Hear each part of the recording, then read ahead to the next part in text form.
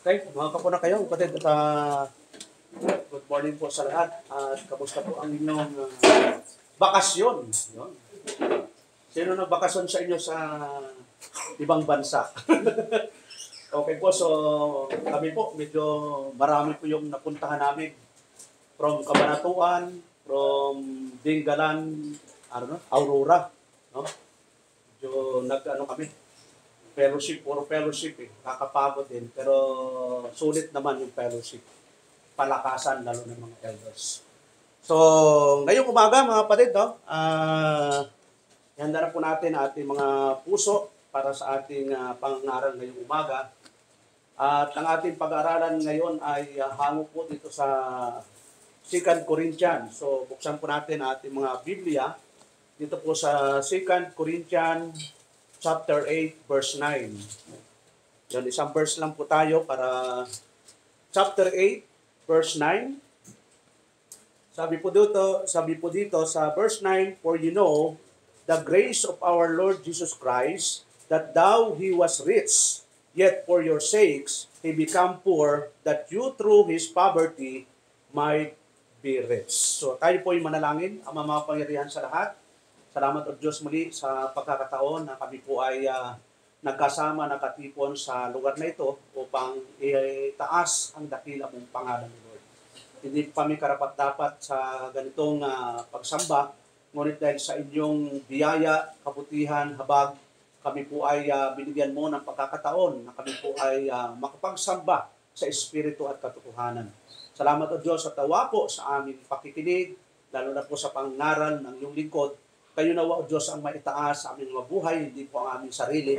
Nawa, ano po ang mga balakid sa aming gagawin ngayong umaga, ay nawa, ay alisin mo ito sa aming kalakitnaan at tawa, makapukus kami sa pakikinig ng iyong mga salita. Lahat po na ito, Diyos, dinadalangin namin sa pangalan ni Jesus. Amen. So, unang-una mga kapatid, makita po natin, itong aklat po ng Korinto, isunulat po ng ating kapatid na apostol na Pablo, para po i-encourage po yung mga mananampalataya. Pag sinabi pong mananampalataya, ito yung mga elected by God before the foundation of the world. Ito yung mga legally natubos ng ating Panginoon. Vitally, ito po yung mga na-born again. At through the baptism, nadagdag po sa church. Tayo po yun. At yun po yung tinatawag na church. Ang church po ay hindi building. Yung ibang religion kasi pag sinabing church naggagandahang building. Pwedeng pagandahin natin ang bahay-sambahan, pero hindi po yun yung church. Ang church po ay binubuo ng lalaki at babae na sumasampalataya kay Kristo. Yun po yung church. Kaya nga, idinipay na ho yung church dito po sa 1 Timothy. Tingnan natin ang 1 Timothy chapter 3, no? Kung ano ba yung sinasabing iglesia. Ayon po dito sa 1 Timothy chapter 3, verse 15, "But if I tarry long, that thou mayest know how thou oughtest to behave thyself in the house of God, which is the church of the living God, the pillar and ground of the truth." So yun pala, no? Yung iglesia po, ito po yung suhay at haligi ng katotohanan. So dito po tayo matututo. Kaya nga wala tayong Bible school. No? Yung iba may mga Bible school para matuto. Basta man nakikinig ka lang sa pastor, nagbabasa ka ng Bible, nag-aaral, doon po yung pagkatuto. Wala na ho kaya nga wala tayong Sunday school, di ba? Pwede namang magkaroon tayo Sunday school para sa mga bata, mga lalaki, mga babae, young people. Inalis na po natin yan. Noon kami talagang lahat ng, ang tawag doon, division of classes, nagawa namin yun, no? Si Mrs. nga, teacher po yan, mga young na mga bata. May mga picture pa nga Yan. Nagtuturo ng kanta, hindi rin siya nagtuturo ng sayaw.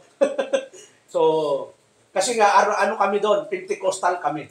Pero ngayon, tayo nasa Primitive Baptist, yung mga dapat hindi ginagawa, talagang hindi na natin ginagawa. Kaya nga tayo ay biblical doctrines, biblical practices. So, ano po yung sinasabi dito ng ating kapatid na apostol na Pablo sa mga taga-Korinto, mga kapatid? Siyempre, yung context po nitong chapter 8 ay yung mga Macedonian church, maganda po yung kanilang ugali, yung kanilang espiritu pagdating po sa paglilingkod sa Diyos. Tingnan natin yung mga naunang talata, mga kapatid, para ma-encourage po tayo sa paglilingkod sa Diyos. Tingnan po natin. Sabi po doon sa verse 9, "For you know the grace of our Lord Jesus Christ, that though He was rich, yet for your sake He became poor, that you through His poverty might be rich." Number one, mga kapatid, ang ating Panginoon po ay mayaman. Yon. Alinlangan ba kayo na ang Diyos natin mayaman, mga kapatid, ang Panginoon? Bago siya nagkatawang tao, siya po ay nandun po sa kalagayang Diyos. Tingnan natin sa John chapter 1 verse 1, mga kapatid. At baybayin lang po natin, ano ba yung kalagayan ng ating Panginoon si Kristo nung siya po ay nagkatawang tao. Ang sabi po niya sa John chapter 1 verse 1 hanggang 3, "In the beginning was the Word, and the Word was with God, and the Word was God. The same was in the beginning with God. All things were made by Him, and without Him was not anything made that was made." So ito po yun, no? Makita natin doon sa talata, mga kapatid, na sabi doon, nang pasimula. Yun. Siya na yung salita, at ang salita ay sa Diyos, at ang salita ay Diyos. So, before na siya ay magkatawang tao, ang kalagayan niya ay Diyos. Siyempre, marami nagdidebate dito. Na ang sabi nila, kung ang Ama ay Diyos, ang Anak ay Diyos, ilan na ang Diyos nyo? So, wala namang sinasabing tatlo ang Diyos. Sa Biblia po, there is only one God. Pero yung only one God na yon ay manifested into three, the Father, the Word, and the Holy Ghost. In these three are one. Saan po nakalagay yon? 1 John 5:7. Yon, niliwanag po ni John the Beloved na sabi doon, there are three that bear record in heaven, the Father, the Word, and the Holy Ghost, and these three are one. So ano po yung pinupunto natin dito na before na mag-manifest ang ating Panginoon bilang human being, ang kalagayan po niya ay the Almighty God. Yon. Siya po yung sinasabing makapangyarihang Diyos sa Book of Revelation, chapter 1, verse 7. Tingnan po natin, mga kapatid. Revelation chapter 1, verse 8 po pala. Ang sabi po ng Book of Revelation, chapter 1, verse 8, ang sabi po ni John the Beloved, sabi doon sa verse 8, "I am Alpha and Omega, the beginning and the ending, saith the Lord, which is, and which was, and which is to come, the Almighty."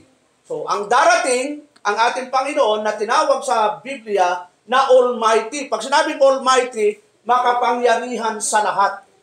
Yun. Sinabi na nga ng Bible, makapangyarihan sa lahat, pero yung iba, ayaw maniwala makapangyarihan sa lahat ang ating Panginoong Jesucristo. So, kaya ang pamagat ng ating pag-aralan ngayon, mga kapatid, ay pinamagatang, we are rich. Yun, mayaman tayo. So, sabi, maniwala ako sa iyo, Pastor, na mayaman tayo. Baka ang tinutukoy mo, pera, hindi po pera ang tinutukoy na tayo'y mayaman. So, mamaya, maiintindihan natin na yung kayamanang tinutukoy dito ay hindi lang material, mga kapatid. Yun, extension na lang kung mayroon tayong material blessing.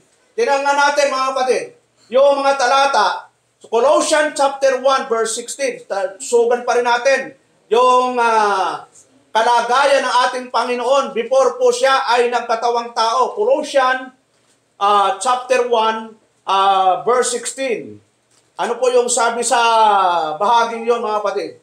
"For by Him, we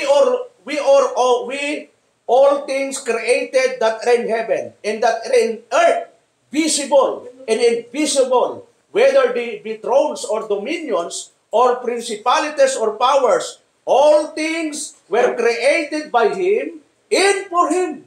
Yun. Mayroon bang nalikhang hindi dahil sa Panginoon? Wala. Pag walang ating Panginoon, walang malilikha. Kaya makita natin in Genesis chapter 1, verse 26. Yun. Buklat po kayo ng Bible, mga kapatid, para masanay po kayo sa pagbubuklat. Yung nasa cellphone, hindi buksan ninyo yung cellphone. Genesis 1:26, ano po yung sabi ng ating ng Biblia? "And God said, let us make man in our image after our likeness, and let them have dominion over the fish of the sea, and over the fowl of the air, and over the cattle, and over all the earth, and over every creeping thing that creepeth upon the earth. So ano yung punto dito, mga kapatid? Na ang ating Panginoon, wala pa yung mundong ito, nag-i-exist na po siya as Almighty God, as a God, as a deity. Kaya makita natin in Micah, no? So talata pa rin, no? Micah, sa Old Testament po yan. Sige po, Micah chapter 5, verse 2. Ano po yung sabi ni Micah sa verse 2? But thou, Bethlehem, Ephrata, though thou be little among the thousands of Judah, yet out of thee shall he come forth unto me, that is to be ruler in Israel, whose goings forth have been from old, from everlasting. Saan daw magagaling yung ipapanganak? From everlasting. Yon, si Kristo ang tinutukoy doon, mga kapatid. Kaya makita natin na ang Panginoong Kristo bilang bugtong na anak, the begotten Son of God, ay tagapagmana ng kaharian ng Diyos. Kaya kung siya ang tagapagmana ng kaharian ng Diyos, we are the body. Jesus Christ is the head. We are the body. Abay, tagamagmana rin tayo ng eternal heaven, mga kapatid. Kung dito sa lupa, wala tayong pamanahin. Sino ba may mamanahin sa inyong lupa, mga kapatid? Pastor, may mamanahin kami, paso lang sa paso. Pero yung ekta-ektarya, wala na po, naibenta na po ng mga magulang namin. Pero, huwag kayong malungkot. Bakit to? Gala mo, tagapagmana pala tayo, kasama ng Panginoon ng alin po? Ng eternal heaven. Nang sabi ng Panginoon, sa John 14, verse 3, kung nasaan ako, nandun din kayo. O gala mo, nakakagalak yun, mga kapatid. Yun ang, doon na lang ako nakasentro, yung ganong promise ng Panginoon. Ang sabi niya, kung nasaan ako, ay doon din kayo. O, di ba? Marami hong nangangako, Pastor, pag ako, doon din kayo. O, pero ang tao, medyo nabibigo yung promise. Pero assure mga kapatid, 100%, pag ang Diyos po ay nangako, 100% talagang totoo po yun. So, pangalawa, kapatid, Jesus became poor. Alam mo yun, no? Ang Panginoon mayaman, pero siya ay naging mahirap. Paano nangyari ngayon, no? Meron ba kayong nakitang mayaman na naging mahirap? Yon. Na iniwanan niya yung yaman o talagang naghirap dahil na nagasta ng walang kapararakan yung yaman niya. Pero ito, ang ating Panginoon, naging mahirap siya ng ilang taon. 33 and a half years siya nabuhay sa mundong ito. Ibig sabihin, ganon katagal iniwanan niya yung yaman niya doon sa langit. Para ano po? Ano ang dahilan? Para tubusin yung kasalanan natin, yung mga pinili ng Ama. Tingnan nga po natin, mga kapatid. Dito po sa Matthew chapter 8 verse 20. Yon, Matthew, on New Testament po yan. Matthew chapter 8 verse 20, ano po yung sabi ng ating Panginoong Hesukristo po diyan? Sabi po dito sa Matthew chapter 8 verse 20, and Jesus said unto him, the foxes have holes, and the birds of the air have nests, but the Son of Man had not where to lay his head. Nung nagkatawang taong ating Panginoon, wala ho siyang sariling tahanan. Yun, sabi doon, mabuti pa nga raw yung mga ibon, mayroong mga pugad, pero yung anak ng tao ay natutulog kung saan niya ibig. Alam mo yan, mga kapatid, mabuti nga tayo, di ba? Mayroong tahanan. At sa tahanan natin, mayroong tayong kwarto. May unan, may kumot, mayroong banig, nakakutson. Pero ang ating Panginoon, nung nagkatawang tao, kung siya abutin, doon siya natutulog. He became poor. He became slave dahil sa tinatawag pong legal phase of salvation. Yun po yung nangyari po doon. Tingnan din po natin in Philippians chapter 2. No? Susuglang po sa mga talata ng ating Panginoon ay naging mahirap. Jesus became poor. If Philippians chapter 2, verse 7 and 8, ano po yung sabi ni John, ni Paul po doon, mga kapatid? but made himself of no reputation. Walang reputation. Nung isinilang po ang ating Panginoon, hindi po siya kilala. No reputation. Wala nga siyang pinag-aralan, mga kapatid. Hindi nga nakatungtong siya ng kinder. Kinder 1, kinder 2, kinder 3. Tayo, anong grade na po tayo? O mga bata, anong grade na ninyo? Kahit paano, may grade na kayo. Si Kristo, walang ka-grade. Hindi siya pumasok sa anumang mga school. Pero mamamangha ka, nung pumasok po sa sinagoga, yung mga teacher of the law, hindi nakikipagtalastasan ang ating Panginoon. Yung wisdom and knowledge na bigyan na nasa Kanya. So, ano po yung sinasabi po rin po dito? Ang sabi din po, who being, but made himself of no reputation and took upon him the form of a servant. Yun, nagkatawang tao siya, pero yung katawang taong niya ay tinatawag na servant o alipin. And was made in the likeness of men. So lahat to ng weakness ng tao nasa Panginoong Jesucristo nung siya'y nagmanifest sa flesh, nagutom, nauhaw, nagalit, inantok, lahat po yun naranasan ng ating Panginoon. Kaya makita natin nung makita niya na yung templo ng Diyos ay ginawang palengke, ginawang tindahan ng mga tao at nakapasok na yung mga magdadakaw. Di ba, nagalit ka ang Panginoon, sisara yung mga lagayan ng mga tindahan ng mga tao. Kasi sabi ng Panginoon, ginawa niyong bugad ng mga magnanakaw ang bahay ng aking Ama. Yun. Kasi during the time of Old Testament, yung templo, literal talaga na yung templo ay templo talaga, ganito. Pero sa New Testament, hindi na po ganon. We are the temple of God. So ano po yung sabi po ni Apostol Pablo pa rin dito? Sa Philippians chapter 2, sabi po niya sa verse 8, and being found in passion as a man. Yun. Natagpuan siya bilang tao na he humbled himself. Nagpakumbaba siya and became obedient unto death, even the death of the cross. Naging masunurin ng ating Panginoon hanggang sa kamatayan. Tayo ba mga kapatid, magiging masunurin hanggang kamatayan? Na kahit nandyan na yung mga message ng iba't ibang bansa, nagliliparan ay susunod pa rin tayo until death. Yun, para mag-asawa magsasama kayo hanggang kailan mga kapatid? Hanggang may pera ba? Hanggang maganda si Mrs. at gwapo si Mr.?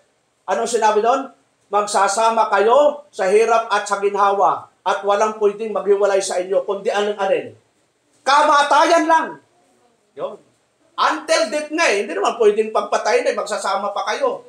Ang pagsasama ng mag-asawa, until death, hanggang kamatayan lang. Pag namatay yung isa, hindi na kayo magkasama. Kaya pwede na mag-asawa yung isa. Yun. Ang pagkamatayan ang pwedeng dahilan para maghiwalay. So, ano pa? Ang sabi po rin po dito, sa talata na ating binabasa, Philippians 2:8, and be found passion. Yon. Even the death of the cross, obedient unto death. Wherefore God also had highly exalted him and given him a name which is above every name, that the name of Jesus every knee should bow of things in heaven and things in earth and things under the earth. Kaya nga makita natin yung full authority ibinigay sa ating Panginoong Jesucristo. Hindi ibinigay sa kanino man.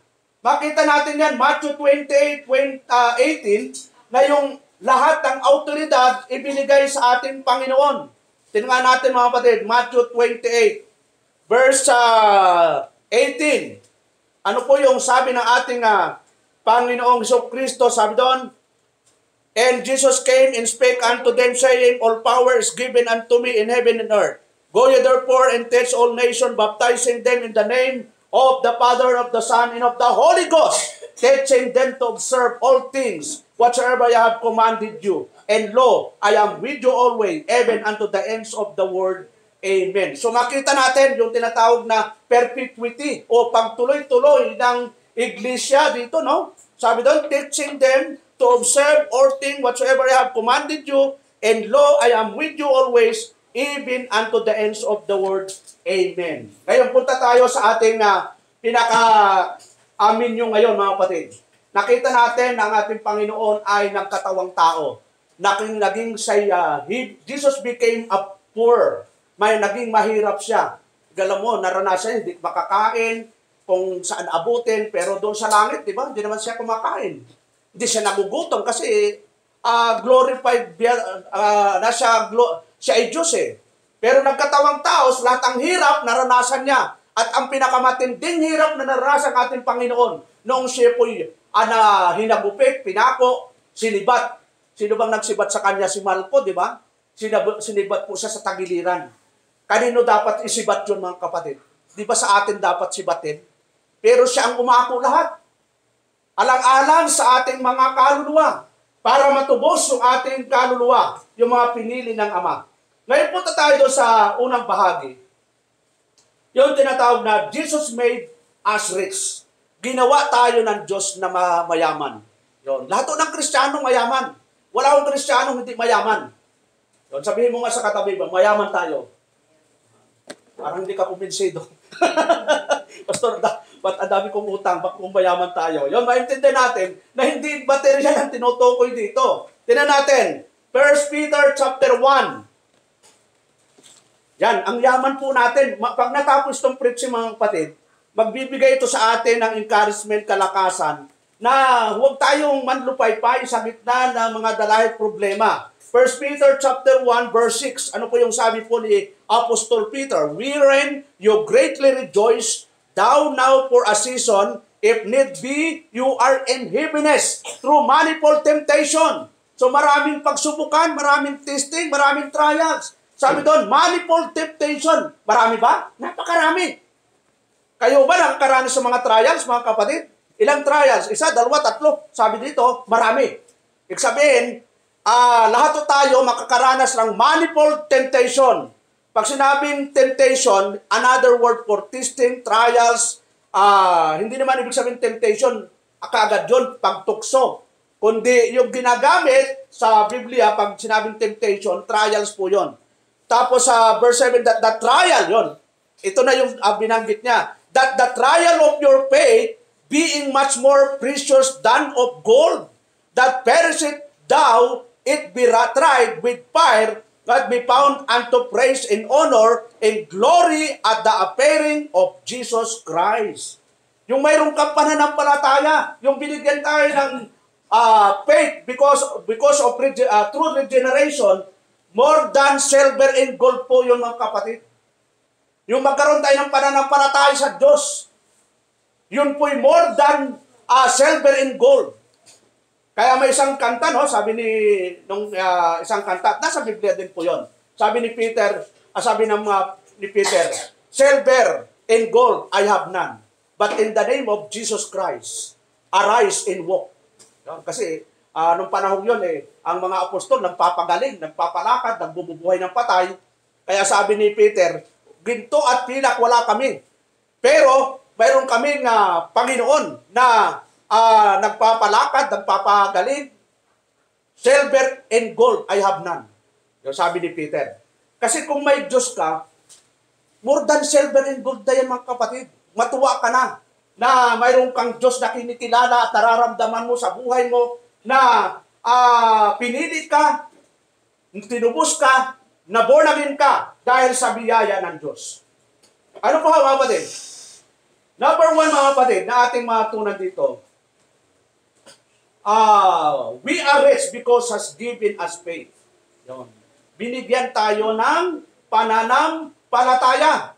At sino ang nagbigay? Ang Diyos po. Hindi tayo sa pastor, hindi dahil sa pagbabasa ng Bible, kaya ka nagkaroon ng pananampalataya, kundi nagkaroon tayo ng pananampalataya dahil ito ay bunga ng banal na espiritu.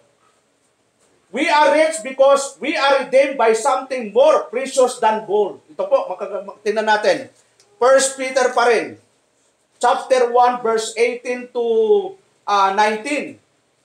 Ano po yung sabi dito ni Peter? For as much as you know that you were not redeemed with corruptible things, as silver and gold, from your vain conversation, received by tradition from your fathers, but with the precious blood of Christ, as of lamb without blemish and without spot. Yon, pala na-redeem tayo mga kapatid ng mga hindi ng mga material na bagay, kundi tayo'y natubos ng sabi ni Apostol Pedro, but we the precious blood of Christ. Precious yung dugo ni Kristo. Kasi yun po yung pinagtubos sa mga kasalanan ng pinili ng Ama before the foundation of the world. Sabi doon, as a lamb without blemish and without spot. Kasi yung pinagtutubos, yung mga walang kapintasan. Kung titingnan natin, in the Old Testament, yearly sila ay naghahandog ng lalaki, walang kapintasan, panganay. Yun. Kahit lalaki yan, pag may kapintasan, hindi papasayan.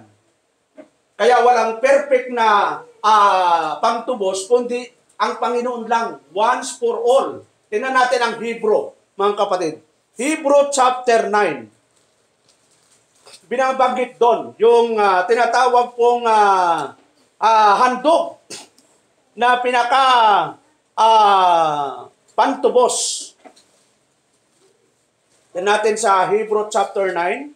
Sabi po doon sa, simulan natin sa verse 24. For Christ is not entered into the holy place made with hands, which are the figures of the true, but into heaven itself, now to appear in the presence of God for us.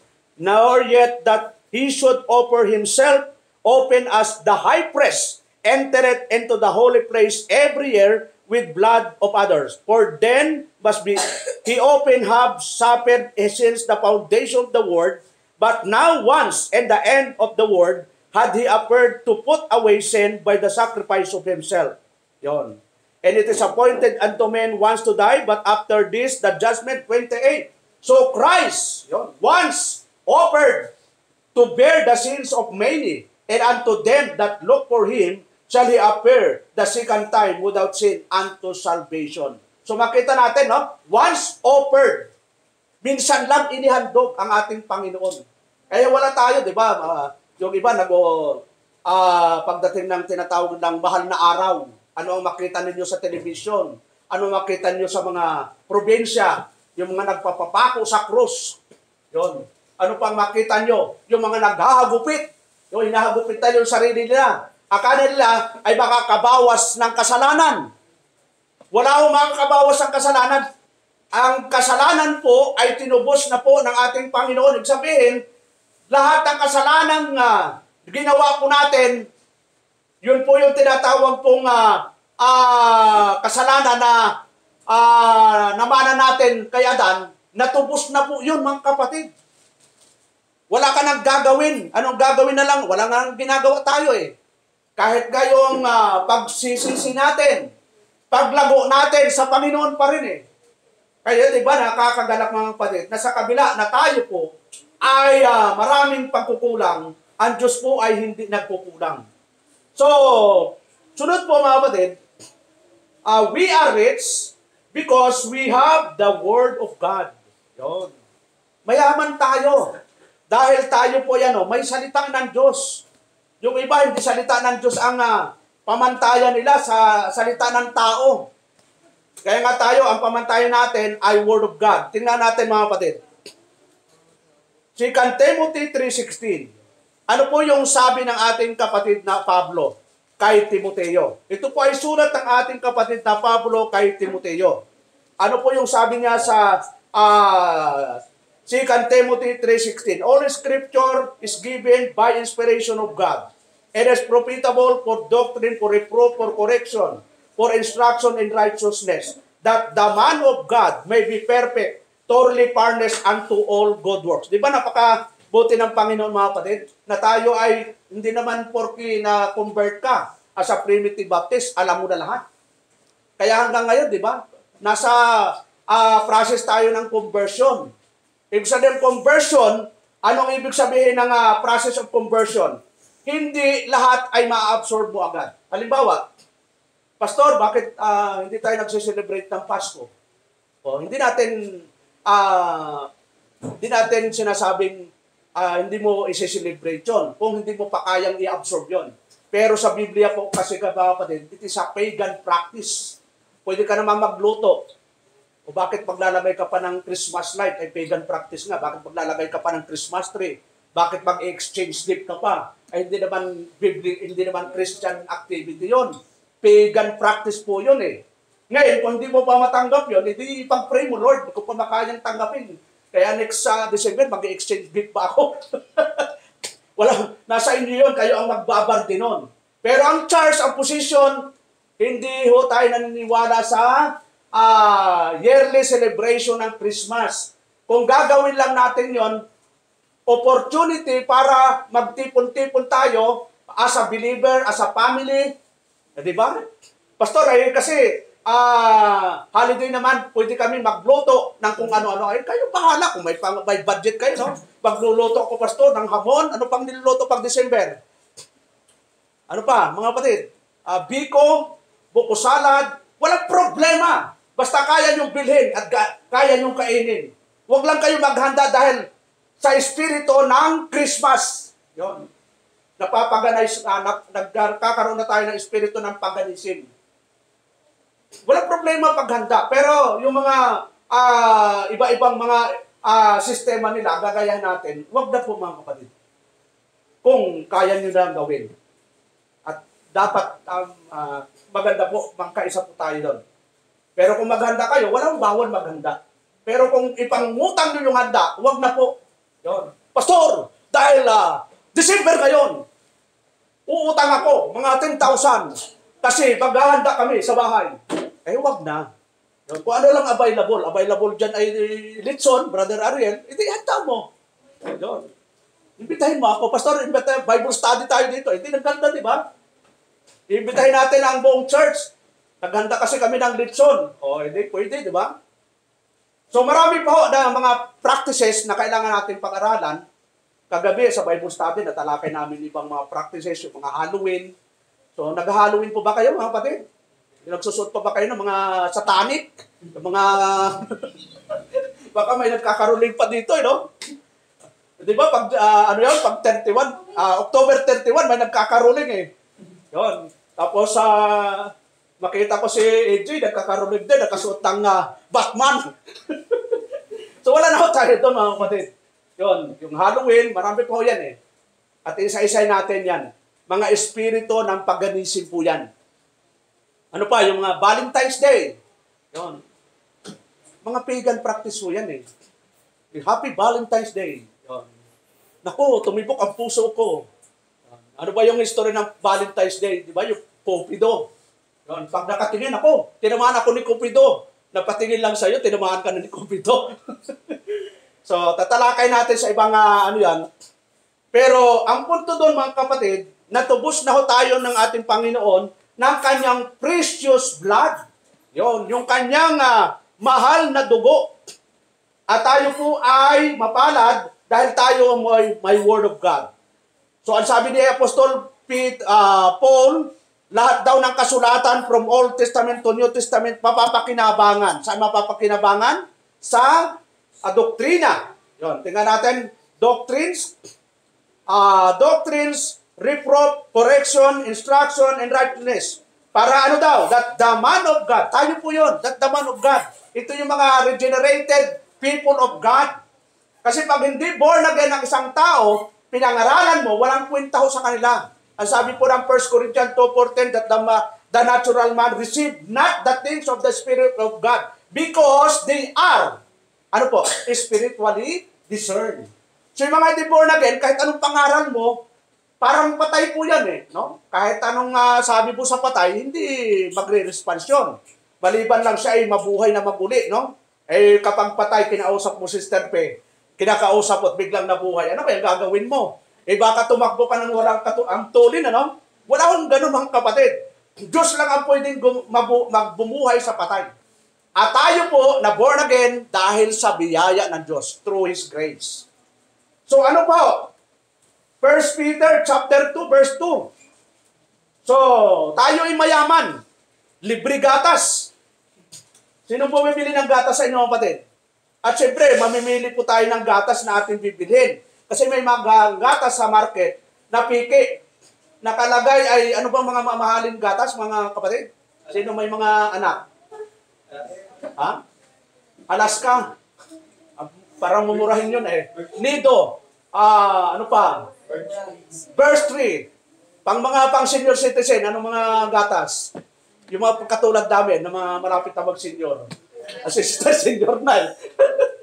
Ano ba yung mga gatas pang senior? Ensure. Yon. Mahal yon. Kaya hindi ako bumibili kasi mahal pala yun eh. Ang ginagawa ko na lang, nagpapaaraw. Mas matindi pa na yung pagpapaaraw. Mas matindi ang ano sa buto. Pero, spiritually speaking mga kapatid, libre na ho ang gatas sa atin sa spiritual na buhay. Tingnan natin ang 1 Peter chapter 2 verse 2. Ang salita po ng Diyos, dinaya po sa gatas. Yon. Kaya kung araw-araw kayo nagbabasa ng Bible, parang araw-araw na rin kayong biinom ng gatas.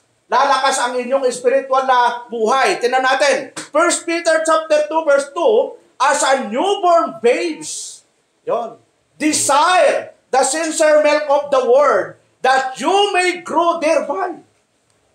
Para lumago tayo sa spiritual, araw-araw tayo magbasa ng Biblia. Na itong Biblia ito, salita ng Diyos, iginaya po ito sa gatas.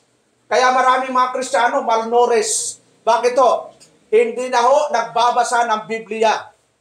Binubuksan ang cellphone. Pero anong unang tinitingnan sa cellphone? Aminin. Message. Message nino? Ng loved ones. Nino pa? Yon. Dapat ang una, binubuksan natin mga kapatid, yung Word of God, pagkagising, pray, tapos bukas agad ng Word of God, kahit isang chapter lang o 5 talata. Kasi para lumugsog tayo, spiritual. Bakit to? Ang salita ng Diyos, ito po yung gatas ng ating kaluluwa. Ito yung sabi ni Apostol Pablo, as a newborn babe, desire. Nanaisin daw natin. Sino mag-desire? Mga Kristiyano, mananampalataya. Ano yung i-desire? The sincere milk of the word, that you may grow. Para lumago. Tapos, pag hindi ka lumago, matitisod ka sa pastor.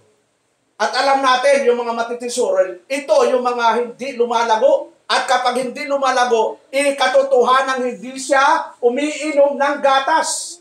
Ano kaya iniinom nito?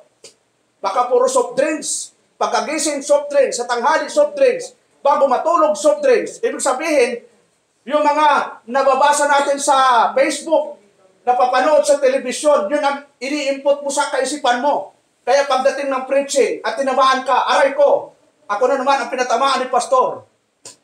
At sa Sunday, pastor, di mo na ako makikita dyan. Bakit sino ba tinakot mo? Di ba? Hindi ho dito takutan mga kapatid. Kapag tinamaan ka, ito yung dapat gawin natin. Maging humble tayo. Salamat Lord at tinamaan pa ako. Kasi minsan di na tumatama. Ulur mo lalampas na. Dito, walang personalan ang preaching mga kapatid. Dito ay pangkalahatan para tayo ay ano? Para tayo ay maituwid sa ating mga maling buhay. Ano po? Tingnan natin. James 1:21. Doon pa rin po tayo sa we are rich because we have the Word of God. James 1:21. Ano po yung sabi ni James? Parang si James to. James ka ba? Di ba, Brad? James? Oh. Para sa iyo to. James, baka matisod, ano? James 1:21. Ano po sabi doon? Wherefore, lay apart all filthiness and superfluity and naughtiness and receive with meekness the engrafted word which is able to save your soul. Yon. So, yung salita ng Diyos, nakapagliligtas ito ng ating tinatawag na sa practical na buhay. Pag nagbabasa ka nito, parang kinukumbit talaga yung sarili mo. Kaya di ba sa awit, tingnan po natin yung awit, yung salita ni King David doon. Sa Psalms 119 verse 11, ano po yung sabi ng awit? Sa ulumang tipan po yan. 119 verse 11. Sabay-sabay po tayo mga kapatid. 119 verse 11. Sabay-sabay po tayo. Thy word have all hid in my heart, that I might not sin against thee. Yun. Para hindi tayo magkasala sa laban sa Diyos. Anong gagawin natin sa salita ng Diyos? Ilalagay natin saan? Sa puso. Hindi sa nguso. Hindi sa ulo. Pag nilagay mo lang sa muso, magiging chismosa ka lang. Pero wala naman sa puso. Pag sa utak mo lang nilagayan, magiging mayabang ka lang. Alam mo, Pastor, alam ko ang nakalagay sa Biblia, gusto mo, debate tayo, Pastor? Yan. Pero pag nasa puso mo yan, makikita mo sa aksyon yan. Kaya di ba pag ang binata nanligaw, saan makikita po na seryoso ang binata sa panliligaw sa babae? Action. Speak louder than words. Di ba? Speak louder than words yung action. Sabihin mo, mahal na mahal kita. Pag sinagot mo ako ito, sinagot mo ako. Lahat ng bituin sa kalangitan, ibibigay ko sa iyo. Unang nag-asawa nga, puro bituin. Bugbog sarado. Totoo nga. Yun, puro salita, pero walang gawa. Pero yung totoong nagmamahal. Di ba? Kahit kaunti ang salita, pero ipinapakita. Ano makita mo sa binata? Pag dalaw niyan, may 3 rosas na sariwa. Binili pa sa, saan ba yung bilihan ng bulaklak, Brad? Ano ba yan? Dagwa. Alam mo, dadayo pa yung binata. Kuminsan pupunta pa sa Baguio. Alam mo, kasi mahal na yung bibigyan eh. Tapos dadala pa ng tsokolate. Kahit binili lang kay Suki. At least may tawa si Lelik eh. So, makikita sa aksyon. Hindi lang na nga, I love you, I love you, I love you. O para mga anak, paano natin napapatunayang mahal natin na magulang? Daddy, I love you. Nasaan ang prueba? Pero pag inutosan ng tatay, ako na naman! O, edi, hindi pala totoo yung I love you mo sa tatay mo kasi pag inutosan, nagmamarcha ka, para kang Hamas. Yun, para kang terorista. Ako na naman!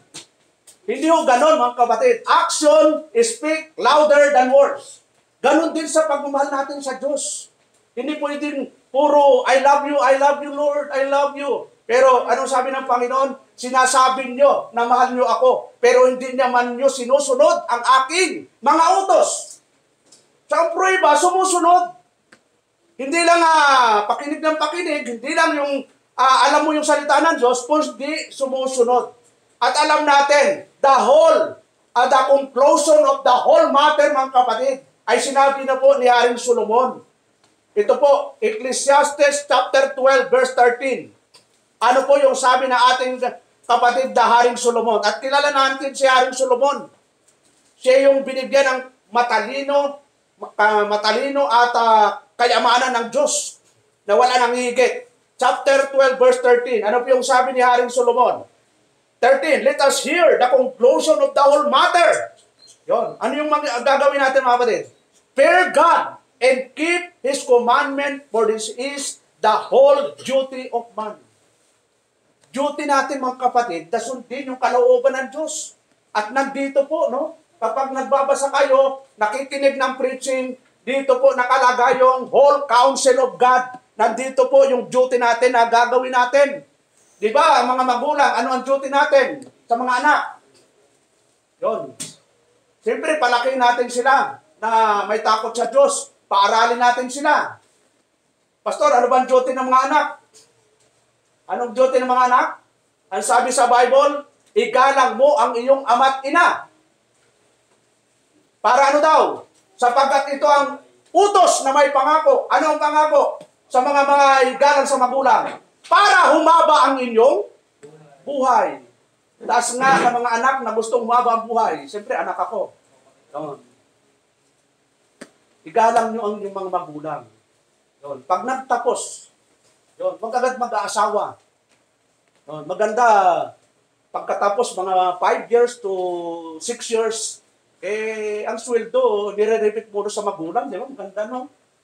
Ma, ito, kalahati ng sweldo ko sa'yo na. Ubusin mo yan, ma. Pag hindi mo inubos, hindi ka na makakaulit. Di ba, anong pakiramdam mo, Brother Dian, pag si Jade ay nag-remit ng 30,000 kinsinas. Daddy, ubusin mo yan. Pag hindi mo inubos yan, hindi ka na makakaulit. Di ba sabat ko ka siguro, no? Sister Janice, pag Sister Cha, Mami, ito, kalahati ng sweldo ko, 40,000. Ubusin mo yan, Mami, pag hindi mo inubos yan. Hindi ka na makaulit. Kailangan ubusin ni Sir Janice yung 40,000. Bakit? Ay, hindi na makakaulit siya ng 40,000. Di ba? Ang ganda ng mga ganong mga anak. Hindi naman natin sinasabing 40 o ganon. Kahit ano man ang dumating sa inyo mga anak, huwag alalahanin ninyo mga magulang nyo na minsan, lalo na yung nanay nyo, no? Siyam na buwan na kayo ay inaalagaan sa kanyang sinapupunan. Ingat na ingat yan na maglakad. Bumibili pa yun ng mga vitamina para maging malusog tayo sa sinapupunan. At nang nailabas tayo, ingat na ingat din ang mga nanay. Yun. Tapos sasagot-sagutin lang ng mga anak. Huwag mo kutosan na yan! Ikaw na lang! Di ba, napakasabi nga nung isang nabasa ko, ang pinakamasakit sa magulang, yung sagot-sagutin ng mga anak. Parang nanliliit talaga yung magulang. Kaya mga anak, no, huwag kayong sasagot sa magulang. Pag inutosan, anong sagot? Maghugas ng pinggan. Lili! Ubusin mo yung pinggan. Huwag ubusin babasag, ha? Ubusin hugasan. Yun, upo. Yun. Mapalad kayo kapag inuutosan. Sabihin, masipag ka. Magtaka ka kung hindi ka na inuutosan. Baka talagang matigas ng ulo mo. Ayaw mo nang sundin. So, ito yung sabi ng ating kapatid sa Haring Solomon. The duty ng mga Kristiyano ay alin? Matakot sa Diyos at sundin ang kalooban na iniuutos sa atin, lalo na po ng ating Panginoong Jesucristo. Okay po, so, sunod po, we are rich because we know God save us from our sins. Yun. Mayaman tayo. Bakit to? Tayo'y iniligtas ng Diyos sa kasalanan natin. Kasi kung hindi tayo iniligtas, saan tayo pupunta?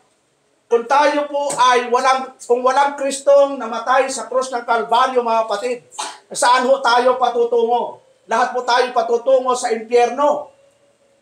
Di ba? Mahirap po sa impyerno. Tingnan natin kung ano yung impyerno. Revelation 21:8. Ito yung sinasabi na everlasting fire. At mapalad po tayo dahil tayo pinili ng Ama, tinubos ni Kristo, na born again, hindi na tayo mapapasama doon. Pero yung mga hindi na pili ng Ama, ay siyempre, saan po kayo pupunta? Tingnan natin mga kapatid. Sabi doon po, but for the perfor, unbelieving, and the abominable, and murderers, and warmongers, and sorcerers, and idolaters, and all liars, shall have their part of the lake, which burneth with and brimstone, which is the second death. Yun yung eternal damnation o eternal judgment. So yung fire naman, tingnan natin sa Mark, kung ano yung pinipigure niya doon. Sa Mark chapter 9, para makita lang natin, nabiyaya lang ng Diyos na hindi tayo mapupunta. Pero kung tutusin, dapat lahat tayong mga tao papunta doon. Pero biyaya ng Diyos dahil sa Panginoong Jesucristo ay nawala na po yung sumpa sa atin. Ano po yung sabi doon? Sa verse 43, 43, and if thy hand offend thee, cut it off. It is better for thee to enter into life main that having two hands to go into hell, into the fire that never shall be quenched, where their worm dieth not, and the fire is not quenched. 46, where their worm dieth not, and the fire is not quenched. Paulit-ulit na yun, no? Na doon sa eternal damnation, eternal hell, yung mga uod, yung apoy ay hindi namamatay. Dapat doon tayo pupunta. Pero ang blessing na dahil sa biyaya ng Diyos, wala na ho tayong paghatol. Ayon sa Romans 8:1. Tingnan natin mga kapatid. Ito yung sabi ni Apostol Pablo sa Romans chapter 8 verse 1. Ano po yung sabi niya? There is therefore now no condemnation to them which are in Christ Jesus, who walk not after the flesh, but after the Spirit. Kaya verse 35, anong sabi doon?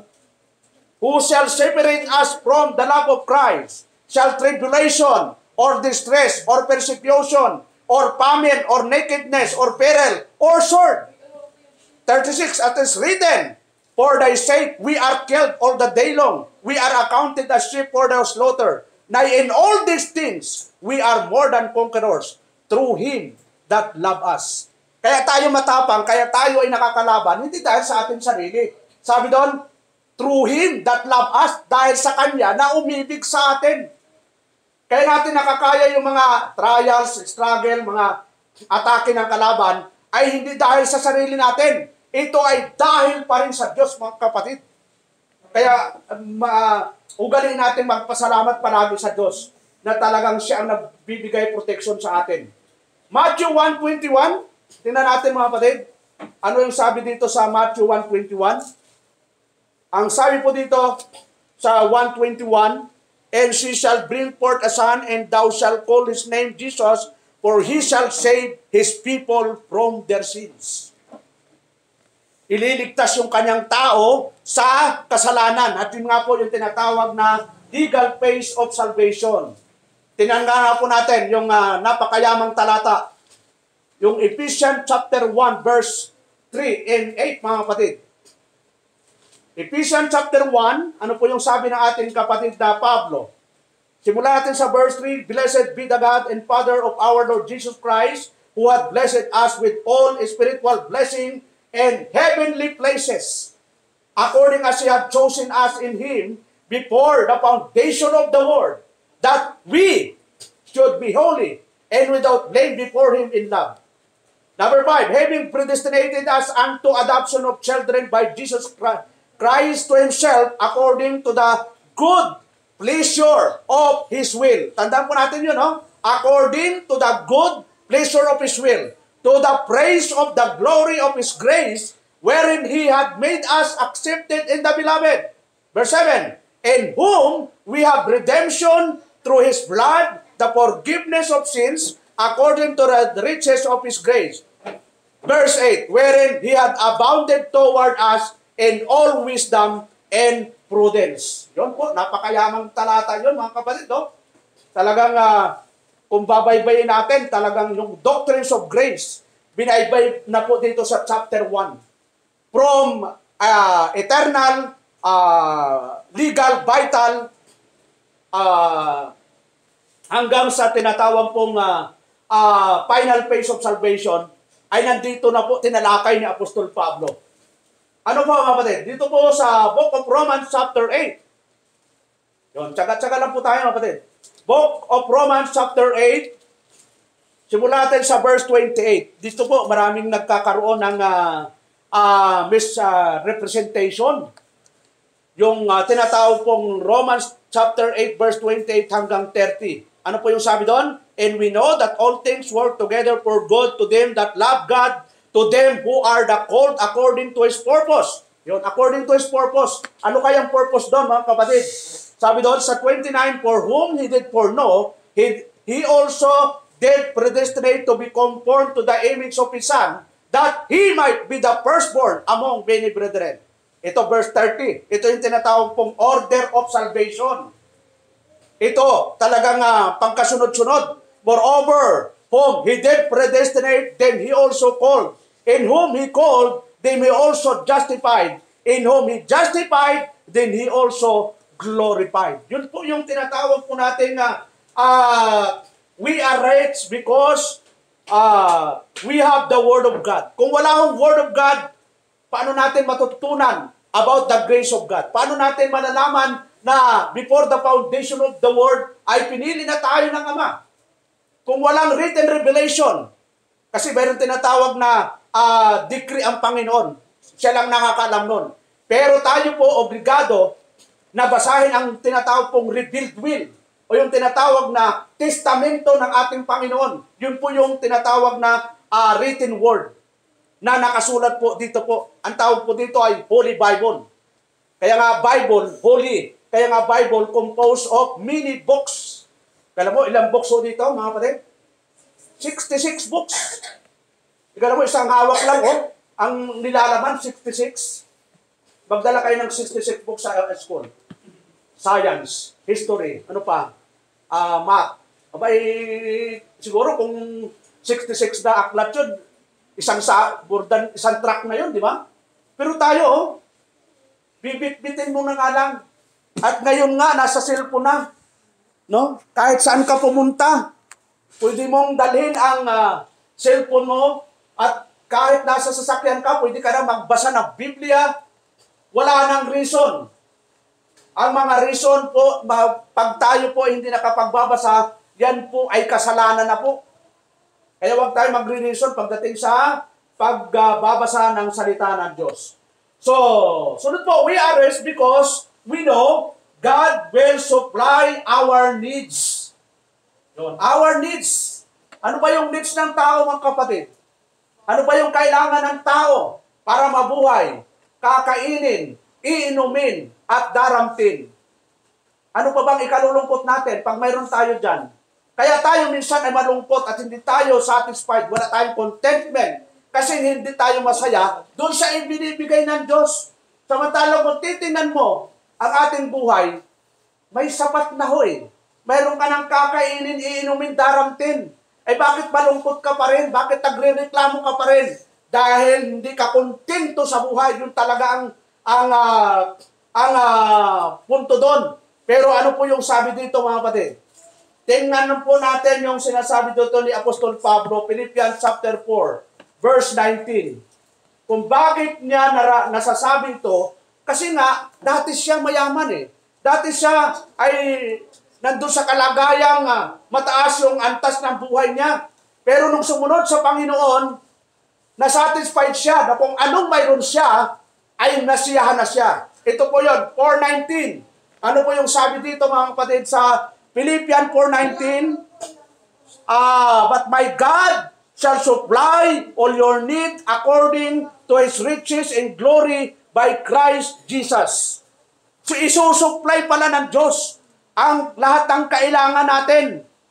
Hindi luho natin, mga kapatid, kundi kailangan natin. At niliwanag na po ng Panginoon kung ano yung kailangan natin. Matthew chapter 6, verse 31. Kung minsan napakaraming kailangan natin na hindi naman yun ang kailangan. Ano ang sabi doon? Matthew 6:31. Sabi ni ating Panginoon, therefore, take no thought, saying, what shall we eat, or what shall we drink, or whither shall we do clothes? For after all these things do Gentiles seek. For your heavenly Father knoweth that you have need of all these things. Pero ang sekreto lang, mga kapatid, ano ang gagawin? But seek you first the kingdom of the God and His righteousness, and all these things shall be added unto you. Oh, yun lang naman ang sekreto. Pag hindi natin ginawa, araw-araw ka na magrereklamo sa buhay. Araw-araw ka na magko-complain. Bakit ganito ang buhay? Ganito ang sitwasyon namin. Nagtatrabaho naman ako. O baka naman may kulang. Baka naman nakalimutan mo yung sekreto na ibinibigay ng Diyos. Ano yung sekreto? But seek you first the kingdom of God and His righteousness, in all these things shall be added unto you. Kahit ang ating kapatid na Pablo, sinabihan po niya si Timoteo, 1 Timothy chapter 6. Tingnan nga natin, mga kapatid. 1 Timothy chapter 6. Ano po yung sabi niya kay Timoteo? Verse 7. Simulan natin sa verse 6. But godliness with contentment is great gain. Yung maka-Diyos na may kakontentuhan, ito yung malaking pakinabang, mga kapatid. Alam mo yung yaman mo, hindi, nawawala ka na sa pagiging maka-Diyos.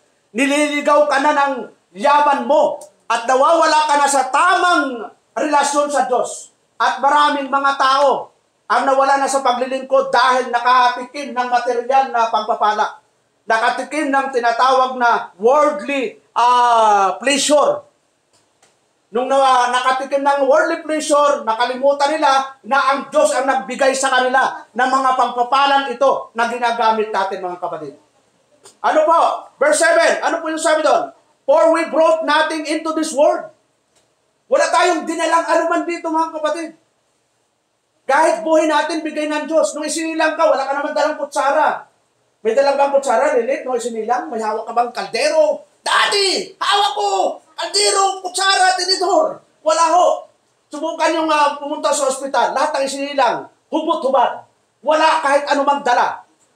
Ganon ipinapakita tayo, mga kapatid. Kaya ang sabi ni Apostol Pablo kay Timoteo, dito sa dahaging ito, Sabi doon, for we brought nothing into this world and it is certain we can carry nothing out. Wala tayong madadalang anuman. Ano pa, verse 8, and having food, ito, inulit na naman. Sinabi ng Panginoon sa Matthew 6, ito, inulit ng ating kapatid na Pablo, and having food.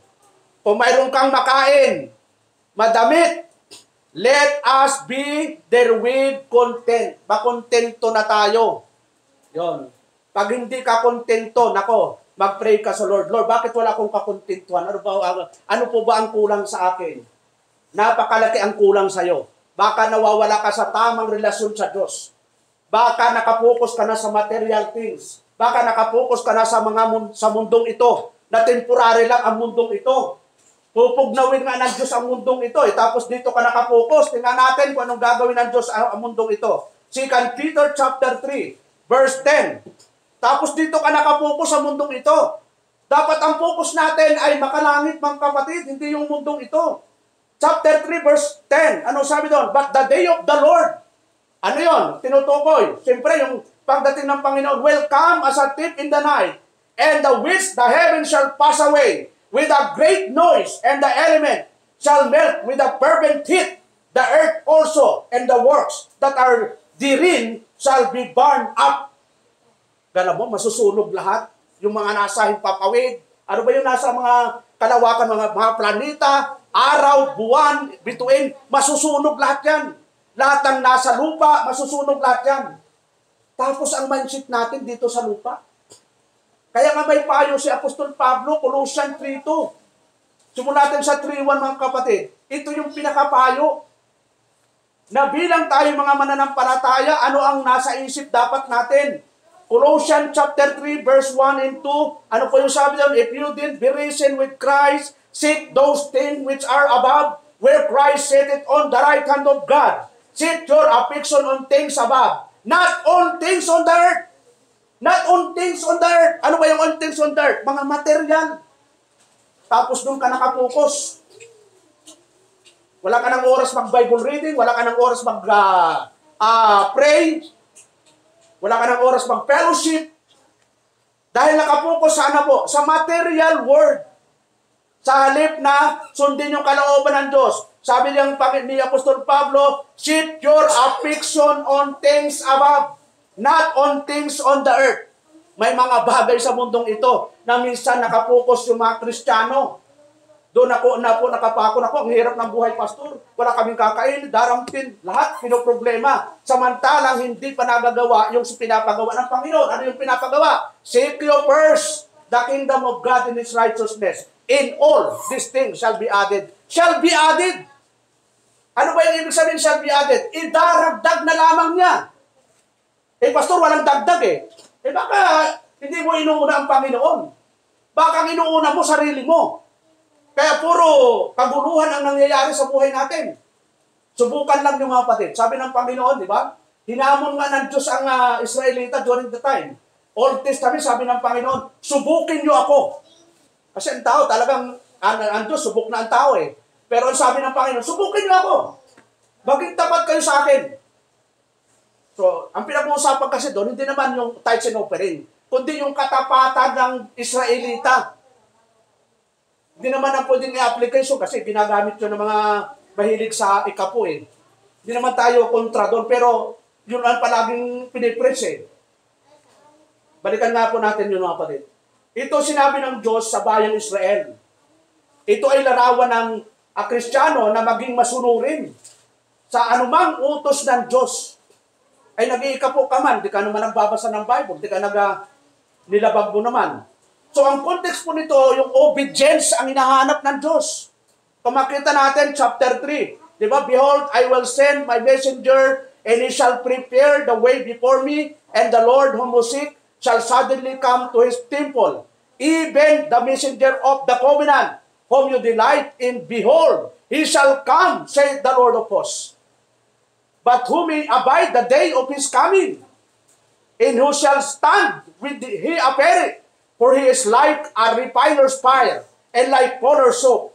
And he shall sit as a refiner, and purifier of silver. And he shall purify the sons of Levi, and pour them as gold and silver, and that they may offer unto the Lord an offering in righteousness. The verse 4, then shall be the offering of Judah and Jerusalem be pleasant unto the Lord, as in the days of old, and as in former years. And I will come near to you to judgment. I will be a sweetness against the sorcerers, and against the adulterers, and against false swearers, and against those that oppress the hireling in his wages, the widow and the fatherless, and the turn aside the strangers from his right, and fear not me, saith the Lord of hosts. Ito yung introduction ng Diyos sa pamagitan ng Malakay, na yung bayang Israel wala nang takot sa Diyos.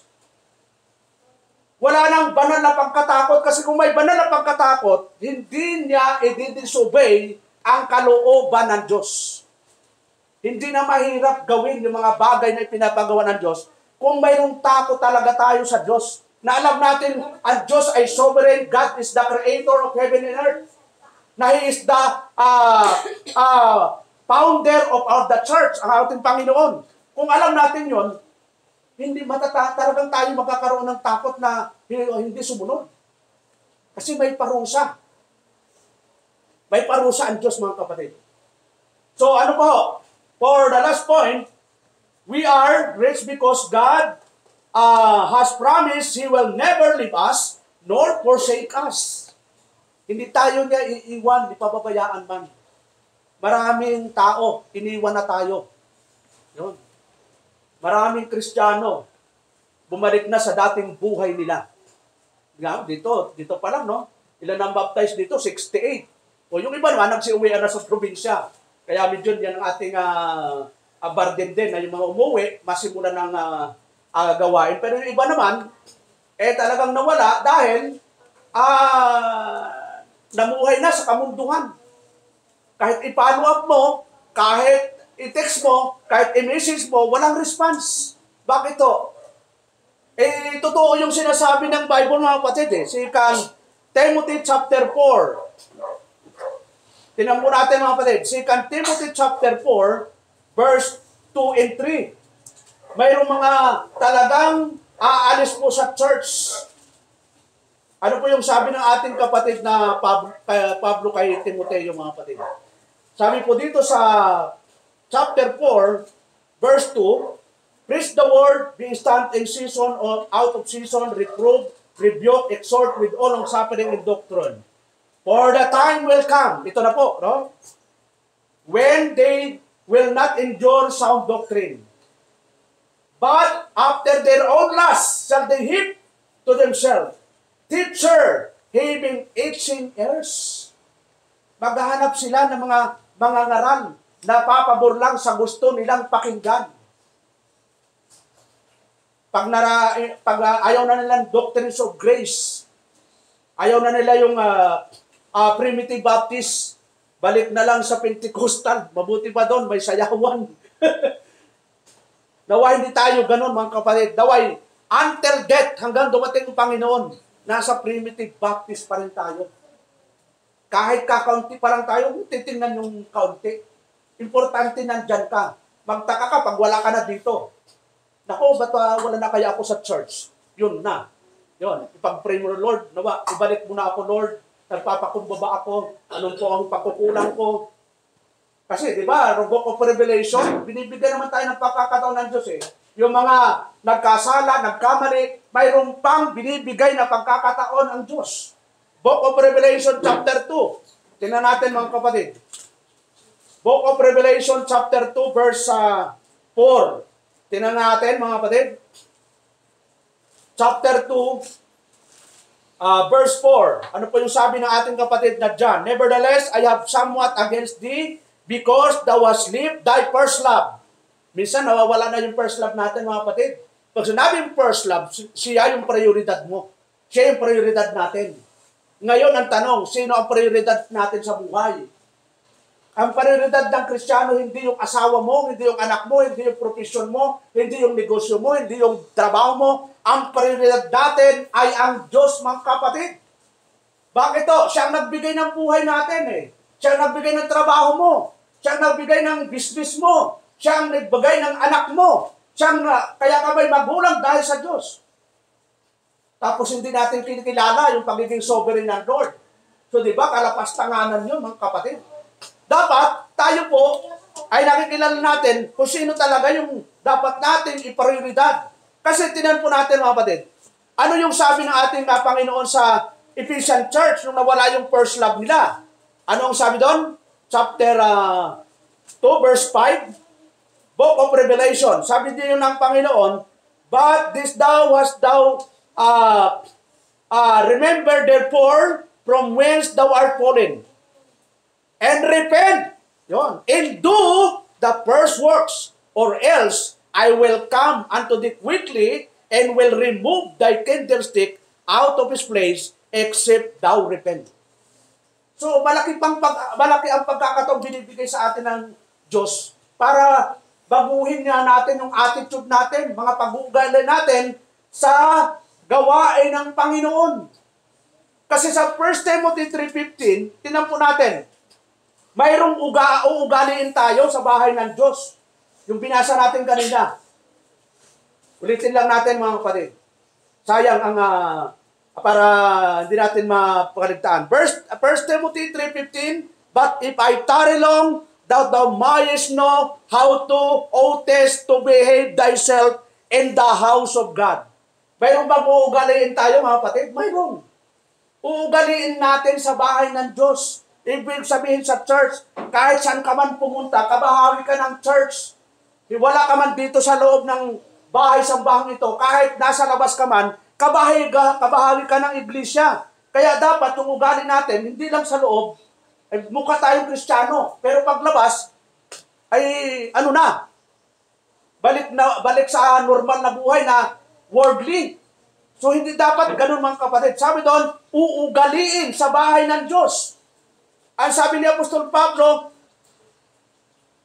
sabi niya sa 15, na mayroong uugaliin sa bahay ng Diyos na siyang iglesia ng buhay na Diyos, na siyang suhay at haligi ng katotohanan. So may uugaliin tayo. Unti-unti natin tabasin yung mga sanga na hindi na kailangan. Yung mga ugaling, masamang ugali, yung mga dating lust of the flesh natin na noon ginagawa natin, dapat ay hindi na natin ginagawa. So, ano po mga kapatid? Conclusion natin dito sa what shall I render unto the Lord for all His benefits toward me? Ano ba yung pwede natin gawin sa lahat ng binibigay na blessing sa atin ng Diyos mga kapatid? From the pagkapili sa atin, legally, vitally, yun, nakikita natin, tayo mismo sa ating sarili. Ano ba yung pwede natin ibalik natin sa Diyos? Psalms 116 verse 2, dito tayo magtatapos mga kapatid. Ano po yung sabi dito? Psalms 116 verse 2. Sabi doon sa verse 2, because He had inclined His ear unto me, therefore I will call upon Him as long as I live. Hanggang nabubuhay po tayo mga kapatid, dapat tumatawag tayo sa Diyos. Yon. Dapat tayo walang puwang, di ba? Sabi nga ng 1 Thessalonians 5 at 1 Thessalonians chapter 5 verse 17, no? Pray without ceasing. Manalangin ng walang patid. Yun, kapag umalis sa bahay, manalangin. Kapag bago matulog, manalangin lahat. Pag-pray po tayo. At yan lang ang pwede natin sa panalangin, magpasalamat tayo sa Diyos na marami natin pwedeng ipagpasalamat na nawa ma-appreciate natin lahat ng mga blessing. At ang kung babalikan lang po natin yung ating tema ngayon, we are rich, mayaman po tayo. Wala akong Kristiyanong naghihirap. Pag naintindihan lang po natin yung contentment, bukang bibig mo lang, ang hirap ng buhay ngayon, Pastor. Bakit kaya naghihirap? Doon. Eh sabi doon, kung may makain ka, mainom ka, may damit. makontento ka na. Kaya ka nagsasabing mahirap, hindi ka kontento. So, nasaan yung pananampalataya natin? So, we are rich dahil nga ang ating Panginoon mayaman, siya ang may-ari ng lahat ng bagay, langit at lupa, siya ang pagmamayari. Huwag tayong maniwala kay Satanas. Wala siyang pagmamayari. Yun. Kasi di ba sabi ni Satanas kay Kristo, alam mo, nakikita mo ba lang yan? Lahat yan, ibibigay ko sa'yo. Hindi yung totoo yun. Si Satanas po'y nag-o-offer ng hindi sa kanya. Di ba? May mga taong ino-offer, hindi naman sa kanya. Ang tawag doon ay greedy. Ang tawag doon ay nagkukunwa rin sa kanya. So, yun lang po, kapatid, sa umagang ito. Tayo po ay manalangin.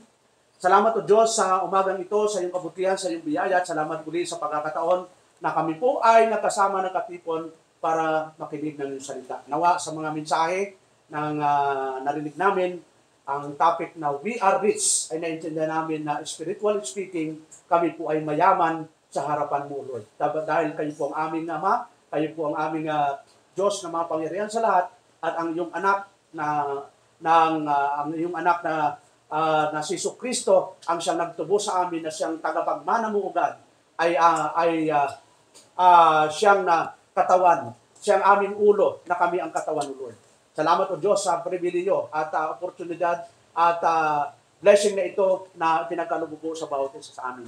Sa mga natitira pa pong oras, kayo po ang mangunat na babae sa pangalan ni Jesus. Amen. Okay, Brother Yan.